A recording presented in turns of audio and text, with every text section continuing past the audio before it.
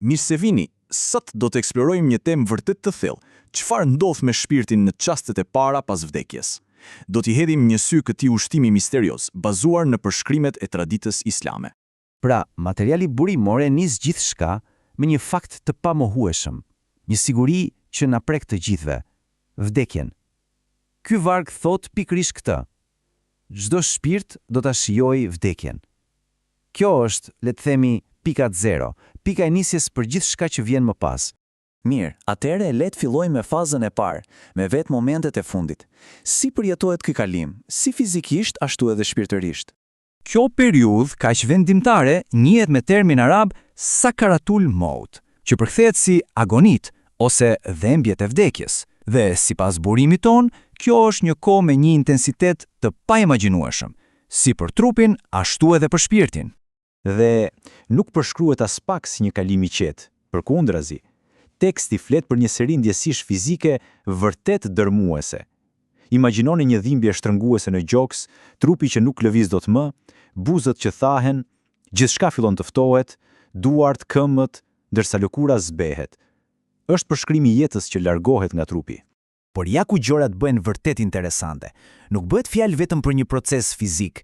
Ky moment përshkruhet si një betejë shpirtërore, prova e fundit më kritike e gjithçkaje që një person ka besuar gjatë jetës. Dhe për të kuptuar sa serioz është ky moment, burimi ynë sjell një lutje të vet profetit Muhammed. Ai i lutej Zotit pikërisht për mbrojtje nga ky test i fundit, nga devijimi në çastin e vdekjes. Cila është kjo provë, pra? Është sullimi i fundit i shejtanit. Qëllimi i tij i vetëm në këtë çast është të mbjellë dyshim, të përshpërisë pyetje si: po ku është Zoti yt tani? Duke u përpjekur të shkëputës lidhjen e besimit pikërisht në momentin më të brisht. E po, aftësia për t'i rezistuar këtij sulmi final varet tërësisht nga forca e imanit të një personi. Dhe imani nuk është thjesht të thuash unë besoj, është një bindje e thellë, e brendësuar në Zot dhe në parimet e fesë. Për ta kuptuar më mirë këtë, burimi përdor një analogji shumë të thjeshtë, por të fuqishme. Mendoj besimin si një mollë. Nëse thjesht e mban në dorë, dikush mund të vihet ta rrëmbejë lehtësisht, apo jo? Por nëse e ha atë mollë, e treti, ajo bëhet pjesë e jotja. Askush s'mund ta vjedh më. Pikërisht ky është dallimi mes një besimi sa për sy e faqe dhe një besimi të vërtet të brendësuar. Mirë, pasi kjo betejë ka përfunduar dhe shpirti më në fund ndahet nga trupi, udhëtimi i tij sapo ka filluar. Le të shohim se cili është hapi tjetër në këtë tranzicion. Kjo fazë e ndërmjetme, pra koha mes vdekjes dhe ditës së ringjalljes, quhet berza. Mund ta mendojmë si një lloj barriere ose si një dhomë pritjeje, ku shpirti qëndron para se të hyjë në jetën e përtejme. Dhe këtu kemi një koncept vërtet mahnitës. Spirti mbetet i vetëdijshëm. Sipas përshkrimeve, ai dëshmon gjithçka që ndodh me trupin e tij. Ai sheh larjen rituale, dëgjon lutjet e xhenazës, shikon teksa trupi vendoset në varr, madje dëgjon edhe hapat e të dashurve të tij teksa largohen nga varri. Dhe në atë moment kur hapat largohen dhe shpirti mbetet vetëm, na kujtohet diçka shumë e rëndësishme.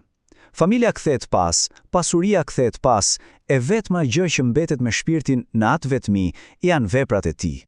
Pra, i vetëm në varr, i shoqëruar vetëm nga veprat e tij, shpirti përgatitet për takimin e parë të drejt për drejt në botën e berzahut. Atëherë, dy engjëj të identifikuar në burim si Munkar dhe Nekir, mbërrin. Detyra e tyre të marrin në pyetje çdo shpirt që hyn në varr. Pyetja e parë që ata bëjnë është Man Rabbuka. Kush është Zoti yt? Kjo nuk është një pyetje që i përgjigjesh me mendje. Është një pyetje që synon të zbulojë se kujt ishte përkushtuar vërtet zemra e tij personi gjatë jetës. Më pas vjen e dyta. Cila është feja jote? Sërish kjo shkon përtej një emri. Pyetja është: cili ishte sistemi yt i vlerave? Cila ishte mënyra jote jetesës? Udhërëfysi yt?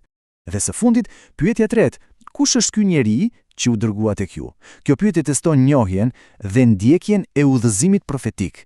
Dhe përgjigjet e këtyre tre pyetjeve, ato përcaktojnë absolutisht gjithçka që ndodh më pas. Sepse bazuar në këto përgjigje, të cilat në fakt reflektojnë jetën që ka jetuar personi, varri do të marrë një nga dy formatet krejtësisht të kundërta. Një thënie profetike e përmbledh këtë në mënyrë të përsosur. Varri është ose një kopsht nga kopshtet e parajsës ose një grop nga gropat e zjarrit. Nuk ka një rrugë të mesme. Dhe shikoni sa i thellë është ky kontrast. Për besimtarin, varri zgjerohet pafund sa të sheh syri. Veprat e mira e rrethojnë dhe e mbrojnë. Dhe më e bukura, hapet një dritare nga ku sheh vendin e tij në paraiz. Për mëkatarin ndodhe kundërta. Varri ngushtohet dhe e shtrëngon. Veprat e këqija shfaqen si një figurë kërcënuese dhe Pra, dhe kjo është pika kyçe e gjithë kësaj. Nuk është mendja apo intelekti që përgjigjet. Nuk mund t'i mësosh përmendësh këto përgjigje. Është zemra që flet. Gjua thjesht shpreh atë që zemra ka praktikuar gjatë gjithë jetës. Kështu që, në fund, i gjithë ky përshkrim i përvojave të para pas vdekjes na lë me një pyetje thelbësore për të medituar.